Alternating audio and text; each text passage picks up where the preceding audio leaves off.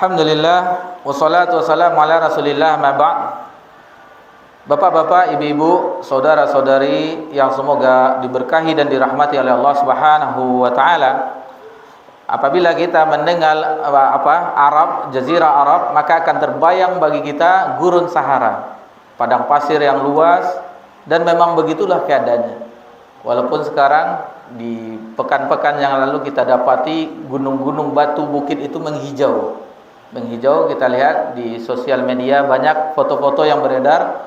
Namun pada asalnya Arab dari zaman dahulu itu adalah berupa padang Sahara yang luas, yang tidak ada pepohonan yang seperti kita saksikan di negeri kita ini, yang subur, yang indah, ada sungai-sungainya.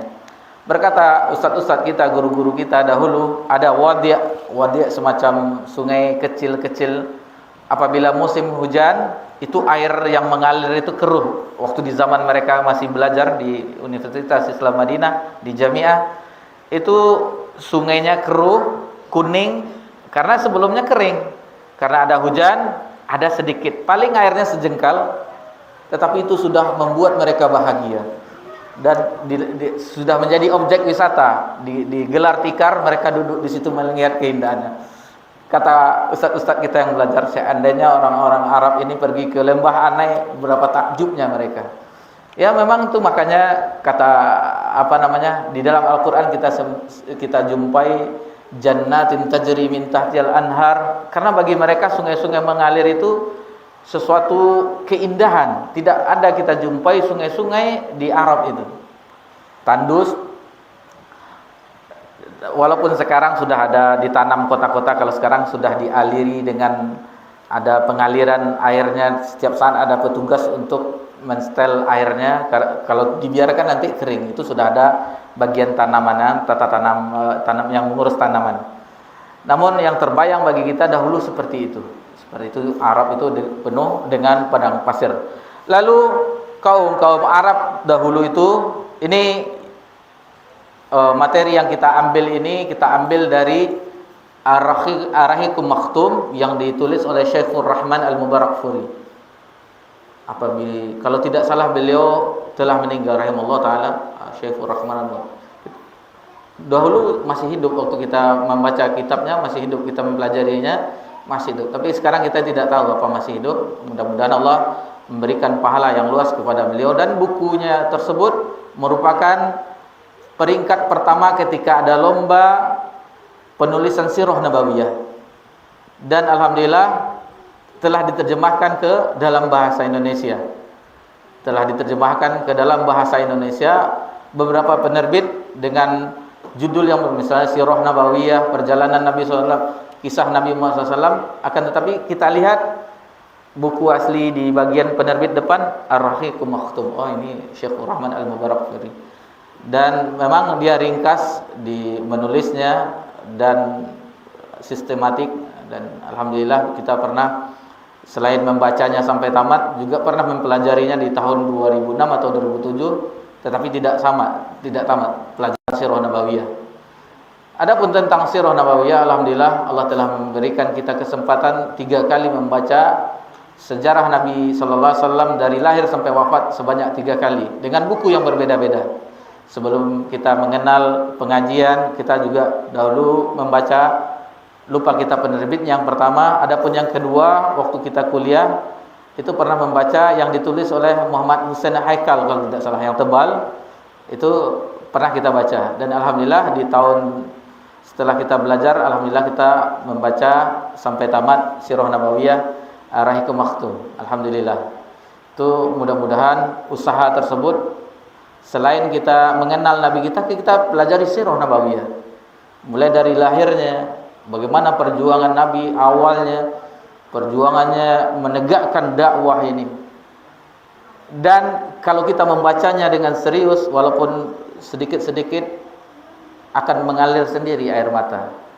Akan mengalir, apalagi kalau sudah detik-detik wafat, itu sudah jelas akan menangis kita, mengalir sendiri air mata. Bagaimana pengorbanan Nabi sallallahu alaihi wasallam. Nabi SAW yang turun Jibril kepadanya, akan tetapi diingkari oleh kaumnya. Beratnya dakwah Nabi SAW tidak seperti kita ceramah sekarang ini. Allah yang mengutusnya, Jibril yang datang kepadanya diingkari. Bahkan ketika Nabi SAW beribadah di Ka'bah, perut onta diletakkan ke pundak Nabi SAW. Bagaimana perjuangan Nabi SAW di awal-awal dakwah itu, Masya Allah, luar biasa. Dan kita pernah majelis kita tanyakan ke jamaah ketika itu, kita lontarkan pertanyaan, adakah di antara bapak-bapak, ibu-ibu jamaah yang pernah membaca sirah nabawiyah dari awal sampai akhir? Ketika itu kita mendapatkan tidak ada satupun dari bapak-bapak, ibu, atau mungkin dia malu, kita nggak tahu juga, tetapi tidak ada yang mengacungkan tangannya. Saya telah pernah, tidak ada. Dari situ kita bisa mengambil kesimpulan bahwa alangkah remehnya kita dengan Nabi kita tercinta sallallahu alaihi wasallam. Kebanyakan dari kita kaum muslimin dan muslim, apalagi di negeri ini, mengenal Nabi SAW di bulan Rabiul Awal saja. Rabiul Awal peringatan, itu kenal Nabi. Itu pun tidak membahas tentang sirah Nabi SAW. Dan di antara bukti lagi, kita mempelajari sabda-sabda Nabi SAW, mempelajari hadis-hadis Nabi SAW, dan terutama adalah kita mengikuti Nabi SAW. Itu yang paling utama. Karena Nabi SAW itu diutus adalah untuk diikuti. Apa yang datang darinya sebagaimana kita pelajari di syahadat Muhammad Rasulullah, membenarkan kabar darinya, mentaati perintahnya, menjauhi larangannya, dan tidak beribadah kepada Allah kecuali apa yang telah dicontohkan oleh Nabi sallallahu alaihi wasallam. Dan kita membela sunnah Nabi sallallahu alaihi wasallam. Betapa banyak ulama-ulama terdahulu. Imam Asy-Syafi'i rahimahullahu taala digelari dengan Nasrus Sunnah, pembela sunnah Nabi sallallahu alaihi wasallam di zamannya. Bagaimana Imam Syafi'i membawakan hukum-hukum dengan hadis-hadis Nabi sallallahu alaihi wasallam. Jadi jangan kita meremehkan ada sesuatu amalan yang kita tidak mengetahui sumbernya. Misalnya ini sesuatu tradisi yang turun-temurun tetapi banyak dilakukan kaum muslimin. Ada sesuatu amalan lagi yang datang sahih dari Nabi SAW, maka seharusnya, selayaknya sikap kita sebagai umat Nabi SAW meninggalkan yang tidak ada sumbernya, maka berpindahlah ke apa yang ada sumbernya dari Nabi Sallallahu Alaihi Wasallam. Itulah seharusnya sikap kita sebagai umat Nabi Muhammad Sallallahu Alaihi Wasallam. Ini motivasi bagi kita semuanya agar kita membaca sirah nabawiyah. Waktu dahulu sebelum kita pergi ke Bogor di tahun 2005 atau tahun berapa, alhamdulillah kita di Pekanbaru ini ada sirah nabawiyah di Masjid Al-Iman Jalan Bakti itu. Ada kajian Ustaz Abu Zubair dulu waktu itu, sirah nabawiyah, sudah lama. Alhamdulillah, semangat kita mendengar bagaimana perjalanan Nabi sallallahu alaihi wasallam, manusia yang paling mulia yang pernah menginjakkan kakinya di permukaan bumi. Akan hanyut kita dengan kisah-kisah beliau sallallahu alaihi wasallam. Akhlak-akhlaknya luhur yang mulia. Sangat rugi kita belum pernah membaca sirah nabawiyah, atau mungkin kita tidak sempat bisa memutar kajian-kajian yang ada membahas tentang sirah nabawiyah, atau di channel-channel yang ada ustaz-ustaz kita alhamdulillah sudah ada membahas tentang sejarah Nabi kita tercinta Nabi Muhammad sallallahu alaihi wasallam. Jadi ini kita rangkum secara ringkas bahwasanya Jazirah Arab yang sebagaimana kita sebutkan tadi, adapun kaum orang Arab itu terbagi atas tiga. Yang pertama Arab Baridah, itu Arab yang dahulu di zaman yang diceritakan oleh Allah Subhanahu wa taala dalam firman-Nya, kaum Ad, kaum Tsamud yang semuanya sudah punah. Orang-orang kuno yang bisa memahat gunung-gunung batu menjadi rumah-rumah mereka, orang-orang yang kuat. Itu kaum Ad, kaum Tsamud terhadap Nabi Hud dan Nabi Saleh. Itu sudah punah, sudah tidak ada sekarang. Kemudian Arab Aribah, itu orang-orang dari keturunan dari Ya'rib bin Yashjib bin Qattan, orang-orang Yaman. Itu orang-orang tersebut disebut dengan Al-Qattaniyah. Al-Qattaniyah. Kan masih ada orang-orang Qattan, kita lihat di belakang Al-Qahtani. Masih ada, dan sampai sekarang masih ada orang-orang Arab yang dari Yaman, yang asalnya dari Yaman. Begitu juga dengan ada disebut dengan Arab Musta'ribah, Itu orang Arab yang berasal dari keturunan Nabi Ismail yang disebut dengan Adaniyah. Jadi orang-orang Adaniyah itu dari keturunan Nabi Ismail alaihi salam. Adapun keadaan kondisi ketika itu ini sebelum Nabi Muhammad SAW lahir. Bagaimana keadaan kerajaan-kerajaan di Arab ketika itu? Ada kerajaan di Yaman, dan di Yaman itu sudah ada sejak zaman Nabi Sulaiman pun sudah ada kerajaan Sabah, negeri Sabah, Ratu Balqis itu sudah ada sejak dulu kerajaan-kerajaan Yaman. Begitu juga dengan Hira yaitu Persia, Irak, daerah-daerah tersebut, Iran, itu sudah ada kerajaan-kerajaan. Di Syam, kalau Romawi itu sudah dekat ke Eropa. Ini kita berbicara tentang kerajaan-kerajaan di pemerintahan di Arab. Ada Syam, dan ada kalau Hijaz, daerah Arab Mekah itu dinamakan Hijaz, negeri Hijaz, itu keemiratan, bukan ada kerajaan-kerajaan besar, cuman kerajaan-kerajaan kecil. Dan masih banyak yang kerajaan-kerajaan kabilah-kabilah, dulu orang kabilah-kabilah, suku-suku, dan sering berperang. Kalau sedikit saja pemicunya langsung perang besar. Itulah kebiasaan orang-orang Arab terdahulu. Lalu mengenai keyakinan, sebenarnya setelah Nabi Ibrahim alaihissalam, putranya Nabi Ismail alaihissalam, sebenarnya mereka itu adalah orang-orang yang bertauhid, hanif, millah Ibrahim yang hanif, yang condong kepada tauhid dan menjauhi kesyirikan. Itu asal muasalnya. Namun dengan berjalannya waktu ketika di zaman itu ada seseorang yang tokoh masyarakat, orang yang dermawan, orang yang baik, yang bernama Amr bin Luhai. Amr bin Luhai, orang yang dermawan, orang yang terpandang di Mekah ketika itu. Namun ketika dia pergi ke Syam, kebiasaan segi ekonomi mereka, orang-orang Mekah ketika itu berdagang li ila fi Quraisy ila fihim rihlatash shita'i was-sayf falyabudu rabb hadzal bait. Jadi ketika musim dingin mereka pergi ke Yaman berdagang, dan ketika musim panas mereka ke Syam. Itulah ekonomi orang. Dan ketika Amr bin Luhai ke Syam, dia melihat orang-orang menyembah berhala. Nah, itu asal muasalnya. Ketika pulang dari Syam, maka dibuatlah berhala yang besar-besar seperti Lata, Mana, Uzza, yang semuanya itu yang berhala-hala, Hubal, dan berhala-berhala yang lainnya. Itu yang pertama kali. Dan Amr bin Luhai ini di akhirat dikabarkan oleh Nabi SAW bahwasanya ususnya itu terburai karena dia yang pertama kali yang membawa berhala ke Mekah. Masyarul muslimin rahimani wa rahimakumullah. Adapun kondisi sosial keadaan orang-orang jahiliyah, kita sebut jahiliyah karena Nabi SAW belum diutus. Mengenai pernikahan, ada pernikahan seperti kita sekarang, ada wali, ada dinikahkan dengan anak, seperti pernikahan kita sekarang yang disahkan oleh Islam. Lalu ada pernikahan yang mana laki-laki apabila istrinya suci dari haid, maka disuruh pergi ke si fulan istilahnya untuk melakukan hubungan suami istri, nanti dibiarkan, dia tidak menyentuh istrinya. Lalu setelah hamil, baru setelah itu, ini tujuannya yang si fulan itu orang-orang terpandang, orang cerdas, orang ini. Jadi anak keturunannya ada orang-orang cerdas nanti.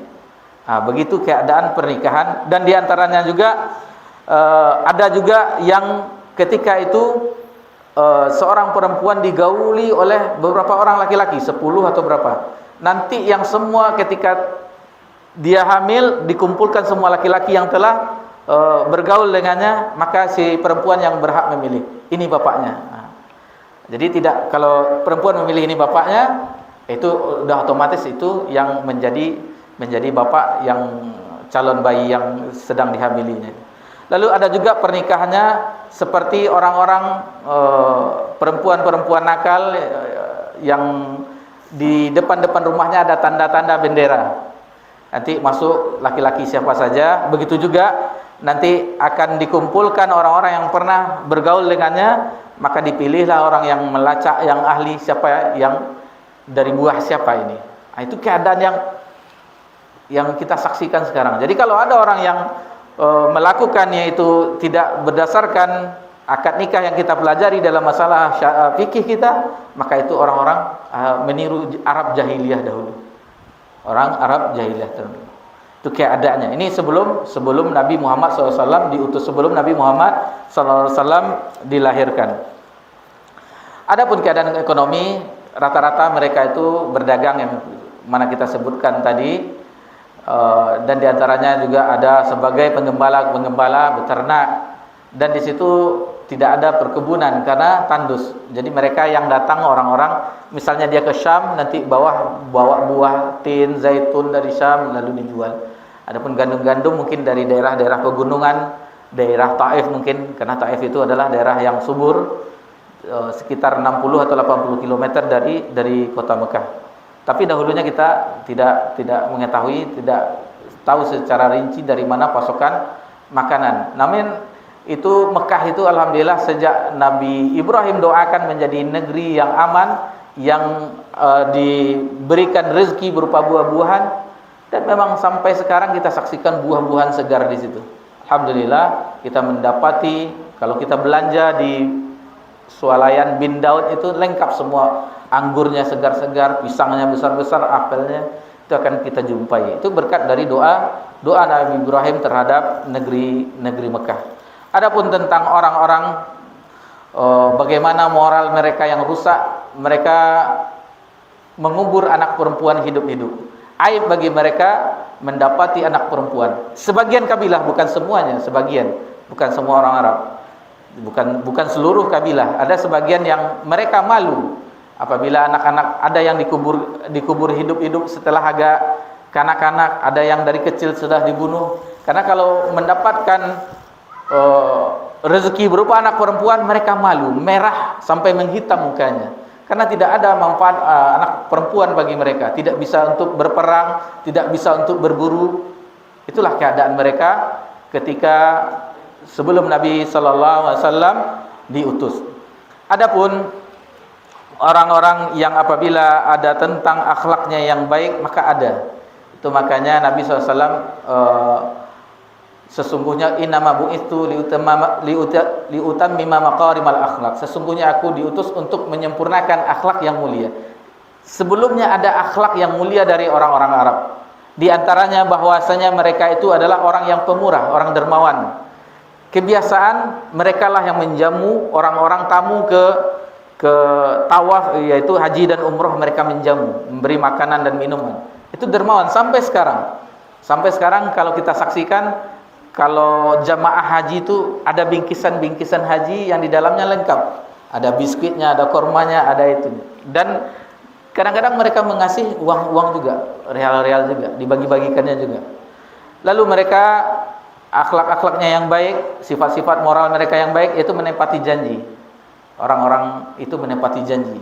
Walaupun mereka orang jahiliyah, tetapi sikap mereka yang dipuji, disetujui oleh Islam adalah mereka adalah orang-orang yang menepati janji. Seperti Abu Sufyan ketika berdialog dengan Heraklius menceritakan tentang Nabi yang diutus, Abu Sufyan menceritakan kebenaran. Dia tidak berbohong, jujur di antara sifat-sifat orang terdahulu. Lalu mereka adalah orang yang berharga diri tinggi. Sifat yang tidak mau dilecehkan. Nah, orang Arab dahulu itu seperti itu. Sampai sekarang, dan tidak mau dizalimi mereka. Itu kebiasaan yang mereka ada sampai zaman sekarang, bagaimana keadaan mereka. Lalu di antara yang lain yaitu mereka mudah meredam kemarahan. Itu mereka mudah meredam. Berbeda dengan kita kalau ada cekcok tahunan sampai putih tulang dikubur, tidak teguran sapa. Orang Arab sekarang dia cekcok keras-keras sampai tarik-tarik baju, nanti habis sholat Isya berbicara lagi. Ya, seolah-olah tidak terjadi pertengkaran. Itulah orang di antara sifat-sifat mulia orang-orang Arab. Lalu kalau di zaman dahulu itu orang-orang Badui itu orang-orang yang hidup dengan lugu, polos, bagaimana polosnya orang Badui. Dan jika mereka datang bertanya kepada Nabi SAW, sahabat pada menghampiri. Karena mereka bertanya tentang apa yang mereka rasakan.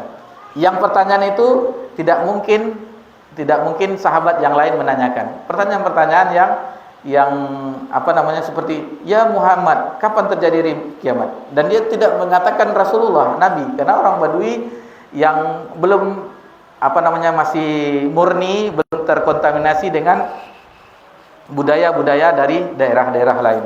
Itu sejenak tentang bagaimana keadaan orang Arab terdahulu. Dan Nabi SAW dilahirkan pada peristiwa tidak berapa lama dari tahun gajah, dinamakan tahun gajah.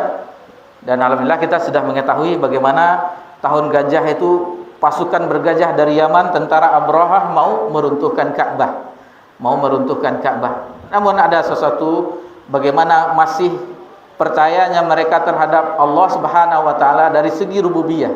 Seperti Abdul Muthalib ketika onta-ontanya diambil oleh tentara Abrahah, maka Abdul Muthalib kakek Nabi SAW mendatangi Abrahah lalu meminta onta-ontanya, sehingga diremehkan oleh Abrahah. Engkau datang menemui hanya untuk onta-ontamu, padahal misi mereka tentara bergajah untuk menghancurkan Ka'bah.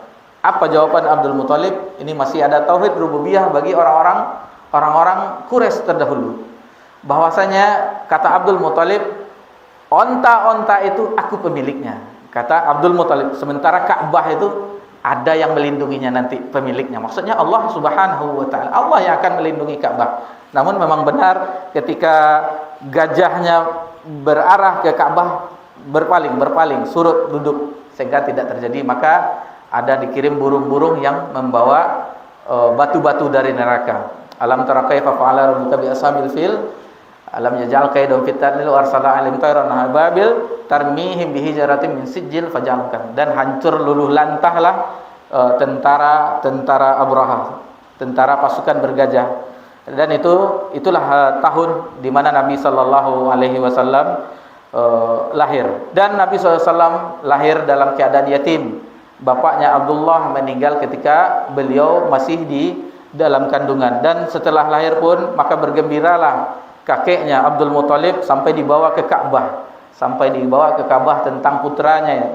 Biasa orang Arab itu mengatakan bahwa ini putraku, walaupun itu cucunya, ini adalah putraku, diberilah nama Muhammad. Lalu kebiasaan orang Arab tidak menyusukan bayinya, dia disusukan oleh orang-orang susu-susuan yang lain yang diberi upah. Maka ketika itu Halimah Asy-Sya'diyah dari Bani Asy-Sya'diyah mendatangi dan keluarga Nabi Muhammad SAW tidak ada yang mau menyusukan. Dari kabilah-kabilah Sa'diyah itu tidak ada yang mau menyusukan Nabi SAW karena anak yatim. Dengan apa membayarnya nanti? Tapi ketika itu datanglah Halimah Asy-Sya'diyah menawarkan, lalu dibawa ke kampungnya, ke pedalaman Arab. Maka keberkahanlah yang terjadi di keluarga itu. Bagaimana yang kambingnya tidak ada air susunya menjadi, dan banyak, akhirnya kambingnya banyak, ontanya banyak, pertanyaan keberkahan. Di peristiwa itu ketika Nabi SAW sekitar umur 4 tahun atau 5 tahun, maka terjadilah penyucian bagi jiwa Nabi pertama kali, di mana Jibril datang kepada Nabi, membelah dada Nabi SAW. Membersihkannya, dihilangkan kedengkian-kedengkian yang penyakit-penyakit hatinya. Itu yang pertama kali. Adapun bedah yang kedua yaitu ketika Isra dan Mi'raj, yang membersihkan dada Nabi SAW. Maka dilihat oleh orang-orang teman-teman kecil waktu itu apa yang terjadi, maka dikatakan kepada Halimah Asy-Sya'diyah. Lalu cemaslah dia, lalu dipulangkan ke ibunya ke Mekah. Setelah dipulangkan dengan ibunda tercinta Aminah, maka dibawalah dia ke Madinah. Tujuannya Madinah karena Aminah ada dari segi nasabnya merupakan keturunan dari Yathrib ketika itu. Namun ketika di perjalanan sang ibunda pun wafat. Ketika itu di umur 6 tahun. Setelah itu diasuh oleh kakek tercinta Abdul Muthalib. dan bagaimana kakek yang mencintainya, menyayanginya, bahkan tempat duduknya. Kan Abdul Muthalib adalah pembesar kabilah Quraisy yang ketika itu kepala suku di Mekah itu. Tidak ada satupun dari anak-anak Abdul Muthalib, cucu-cucunya yang lain yang berani duduk di kursinya. Cuma Nabi SAW yang dibolehkan dan diizinkan, dan Nabi pun dibiarkan saja. Adapun yang lain anak-anaknya tidak ada yang berani. Tapi Nabi SAW duduk di situ, dan itu pun senang hati Abdul Muthalib melihat cucunya itu. Namun tidak berapa lama, di umur yang 8 tahun, Nabi SAW pun ditinggalkan oleh asuhan kakeknya, wafat pun, lalu diasuh oleh pamannya Abu Thalib, dan Nabi SAW tidak dibedakan dengan anak-anak yang lain. Bahkan Nabi kadang-kadang didahulukan oleh Abu Thalib. Bagaimana pembelaan Abu Thalib, bagaimana Abu Thalib melindungi ponaannya ini. Bahkan salah satu orang Arab tidak berani, orang-orang Quraisy ketika itu tidak berani melakukan penganiayaan kepada Nabi SAW karena ada jaminan dari Abu Thalib. Karena dia suku yang besar, Bani Hashim, suku yang disegani ketika itu. Adapun dari budak seperti Bilal yang lainnya, maka mereka disiksa oleh orang-orang kafir Quraisy ketika mereka diberitahu sebagian mereka yang lemah-lemah dari budak-budak yang beriman. Lalu di situ Nabi SAW mengembala kambing, dan semua para nabi dan rasul sebelum mereka diutus, rata-rata mereka semuanya menggembala.